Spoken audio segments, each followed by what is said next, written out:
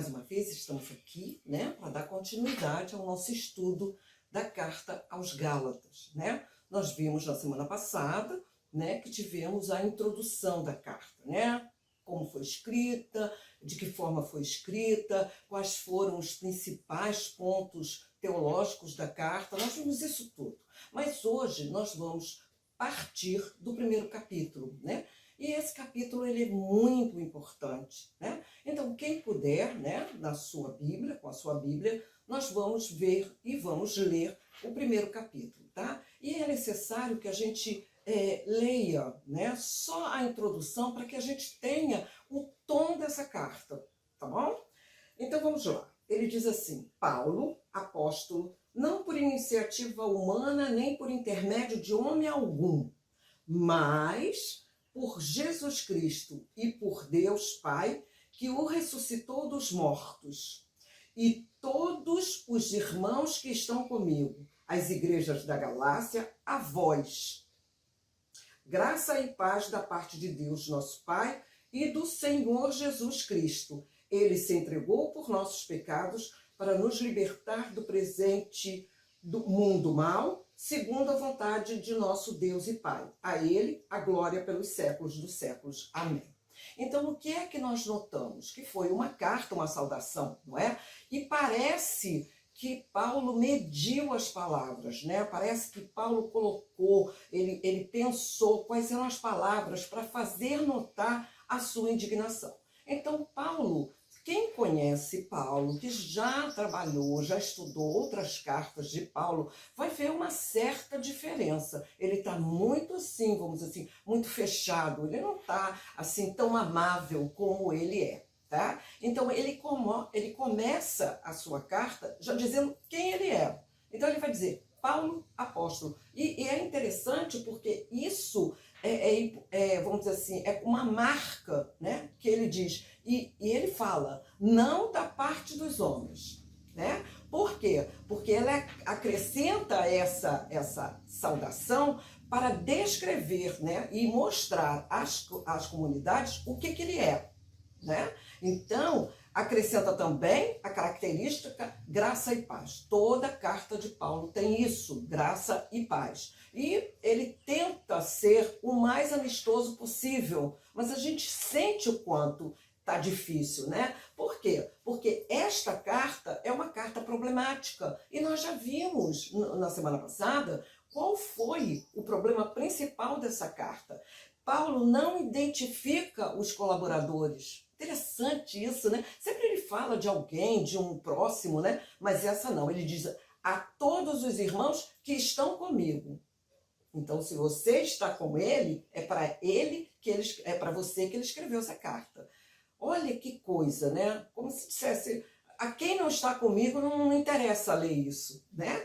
E cita o próprio nome, Paulo, acompanhado de sua vocação. Isso é importantíssimo, tá? E a vocação dele, o quê? A vocação missionária. Então, ele foi para isso que Deus o chamou, né? Ele quer provar que é um apóstolo enviado por Jesus Cristo e que ressuscitou e, portanto, é o verdadeiro, né? Por que isso? Não vou voltar nesse assunto, mas a gente já sabe, né, que eles questionavam a apostolicidade de Paulo. Eles questionavam como Paulo estava colocando o evangelho, né? Esse evangelizador incrível, eles estavam questionando se era certo o que Paulo estava falando. Então, Paulo escreve essa carta, não vai ser uma carta amistosa, queridos, é uma carta densa, é uma carta fria, mas é uma carta muito bem escrita e também muito, vamos dizer assim, de uma certa forma, com um caminho, de uma meta, ok? Muito bem, então vamos lá, do 6 ao 10, eu vou ler por quê? Porque é para a gente ter uma noção do que está sendo tratado, né? E cada Bíblia tem a sua tradução, tá? Muito bem, então vamos lá. Ele diz, admiro-me de que tão depressa, eu estou no versículo 6, do 6 ao 10, tá, minha gente? Admiro-me de que tão depressa, abandonando aquele que vos chamou à graça de Cristo, tenhais passado a outro evangelho, Não que haja outro, mas acontece que algumas pessoas vos estão perturbando e querem corromper o Evangelho de Cristo. Pois bem, mesmo que nós ou um anjo vindo do céu vos pregasse um evangelho diferente daquele que vos pregamos, seja excluído. Como já dissemos, e agora repito, seja alguém vos pregar, se alguém vos pregar um evangelho diferente daquele que recebeste, seja excluído. Tá? É muito. Tenho eu buscado a aprovação dos homens ou de Deus? Acaso procuro agradar aos homens? Se ainda quisesse agradar aos homens, não seria servo de Cristo. É interessante que essa tradução da CNBB, a mais nova tradução da CNBB, da Bíblia, ela diz excluído, mas nós sabemos que muitas traduções falam anátema, né? Então, seja excomungado. Então, Paulo é muito forte nisso, né?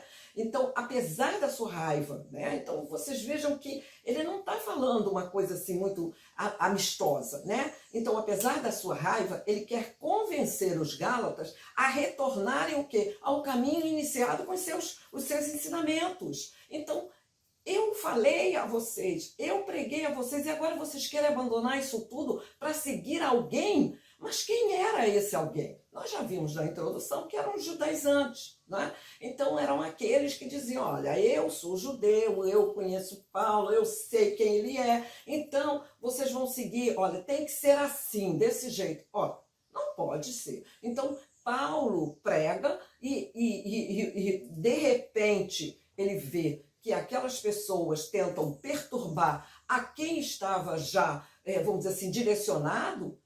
Não convence, né? Não convence. O problema é que entre o anúncio e a mudança, o tempo é pequeno, tá? Ele usa a expressão depressa, rapidamente, ou seja, trocar o anúncio da graça por outra coisa seria que dar as costas, tá? A traição, dar as costas ou uma traição a Deus para seguir o quê? As coisas dos homens. Então, ele requer que ele quer também que as pessoas tentem observar o que ele tinha pregado, né? Como ele tinha falado, tá? Ele defende o evangelho anunciado por ele e que os Gálatas tomem cuidado e não se deixem seduzir pelo evangelho diverso.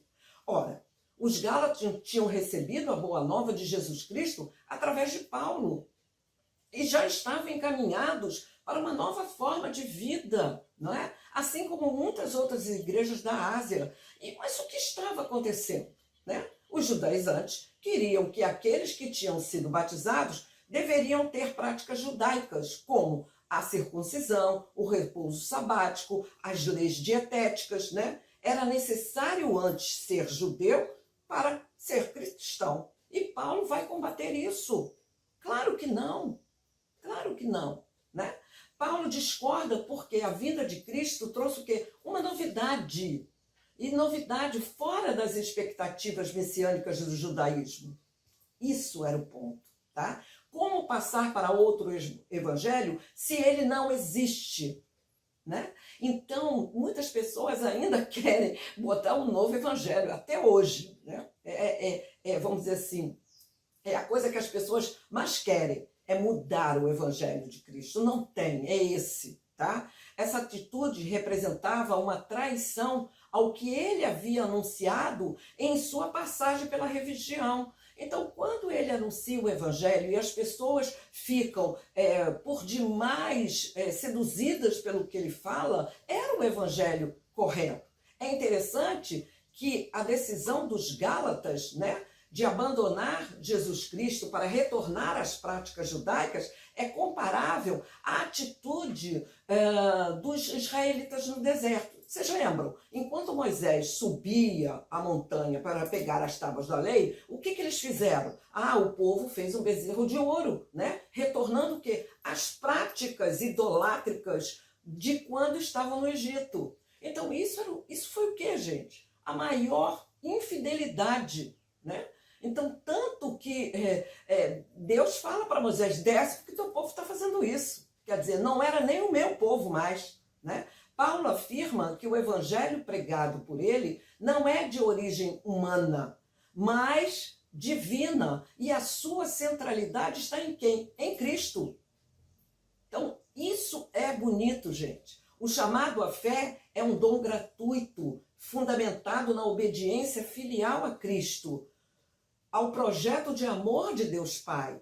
Ainda que o cristianismo valorizasse muita coisa da tradição, né, e o do passado, Jesus, como vinho novo, não podia ser contido em quê? Em odres mosaicos. Claro que não, né? Porque é o tipo da coisa que, né, foi uma liberdade que Cristo veio trazer. Tá? Então, Paulo fala da palavra anátema, né? No grego seria anátema, sentido claro de ou maldição ou aquele destinado o quê? Ao extermínio. Por isso que a tradução aqui da CNBB fala excluído. Tá? Mas por quê? Porque aquele que tentar alterar o querigma de Jesus, não há desculpas, está alterando o que conhece, por isso é responsável pelos seus atos. É verdade isso. Né? Na medida em que a gente conhece o Evangelho de Jesus, né? Pratica o Evangelho, e de repente a gente tenta mudar, tenta fazer diferente, o peso é muito maior, não é? Por quê? Porque você conhece. Então, se você conhece, não pode fazer, não é? Você sabe disso, você sabe onde está o seu pecado. De modo direto, eles estão sendo acusados de quê? De agradar aos homens e não a Deus. Então, esses perturbadores gozavam de certa ascendência sobre a comunidade. Claro. Então, a comunidade vai ficar o quê? Então, quem eu sigo? A Paulo ou a esse judaizante? Então, vamos lá, para o 11 ao 14, rapidinho, tá? Ele diz assim: irmãos, asseguro-vos que o evangelho pregado por mim não é conforme critérios humanos, pois não o recebi nem aprendi de uma instância humana, mas por revelação de Jesus Cristo. Certamente ouvistes falar como foi outrora a minha conduta no judaísmo, com que excessos eu pregava, com que excessos eu perseguia e devastava a igreja de Deus. E como progredia no judaísmo mais do que muitos judeus na minha idade, mostrando-me extremamente zeloso das tradições paternas. Gente, que bonito, né? Então, Paulo fala da sua vocação e relata a sua experiência de fé, né? Afirma que Jesus é o Messias, o Filho de Deus. Ele afirma que o que está fazendo não depende da vontade humana e, por isso, não pode agradar a todos os homens. Ele insiste na sua autoridade e legitimidade na missão. Por mais que Paulo explicasse a forma de sua vocação, era bastante complexo aceitar a revelação. Sim. A revelação que Paulo recebe de modo direto de Jesus Cristo pode ser questionada, investigada e examinada, mas não pode ser negada. Por quê, minha gente? Por causa da transformação que ela produziu em sua vida. E aí ele relata que era zeloso sobre a tradição judaica e fazia parte do grupo dos fariseus. Minha gente, quando você se converte ao cristianismo, não tem como. Existe a mudança, existe a metanoia. E Paulo explica isso.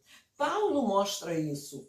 Então, a gente pode questionar, a gente pode dizer como foi, mas a gente não pode negar. Houve uma mudança. Então, é isso que Paulo coloca, né? Ele define a sua experiência de Damasco como uma revelação direta de Jesus Cristo.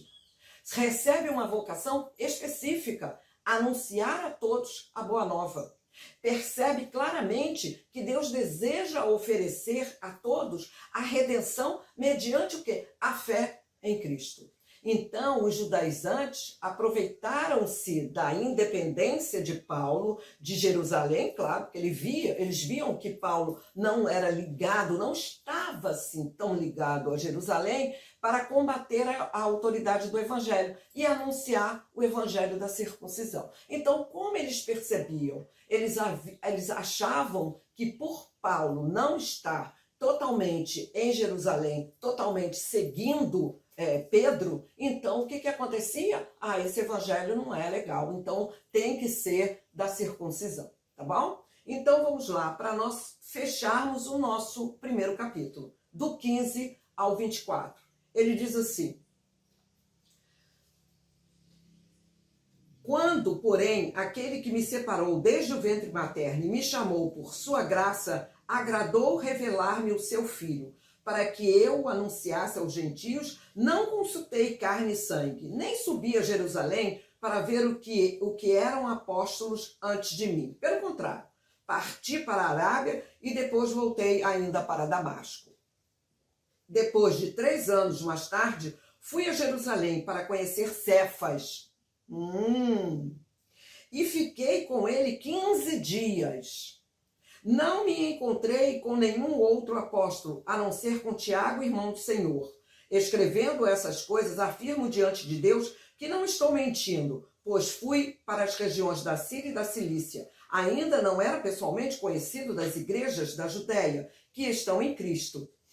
Apenas tinha ouvido dizer que aquele que antes os perseguia está agora pregando a fé que antes procurava destruir. E glorificavam a Deus por minha causa. Então, minha gente, diferentemente dos profetas do Antigo Testamento, que sempre atuaram dentro de Israel, Paulo se sente chamado para ser apóstolo dos gentios e dos pagãos. Então, o que implicava no movimento de quê? Para fora, entre as nações. Então, Paulo não ficou aquele que ficou no entorno de Jerusalém, não. Ele saiu, ele foi, porque ele recebeu esse chamado para todos. Os profetas geralmente atuavam de modo interno, dentro dos seus ambientes, enquanto que Paulo vai percorrer o quê? Uma quantidade de cidades e regiões. E isso é que fez do cristianismo essa grande religião.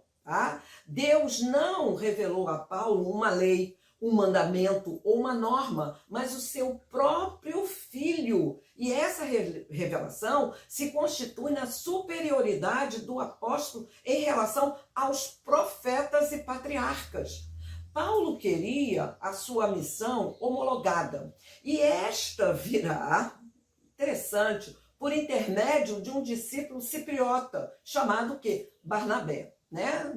De Chipre, né?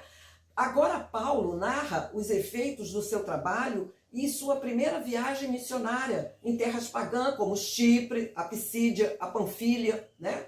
Então, o testemunho do apóstolo aponta para a graça de Deus em sua vida, mais do que as suas capacidades próprias e conhecimentos humanos. Vejam que coisa, né? Deus agiu nele e a graça não perdeu o seu efeito. Então, minha gente, nós terminamos aqui o nosso primeiro capítulo, né, dessa carta belíssima, né? E eu peço que vocês releiam, né? E agora com muito mais calma, saboreando cada palavra, né? Colocando no seu caderninho e muitas vezes até, quem sabe, né? Um versículo que mais te chamou a atenção, você separar para a sua vida, ok? Tá bom, minha gente? Então, até o nosso próximo encontro. Tchau, tchau!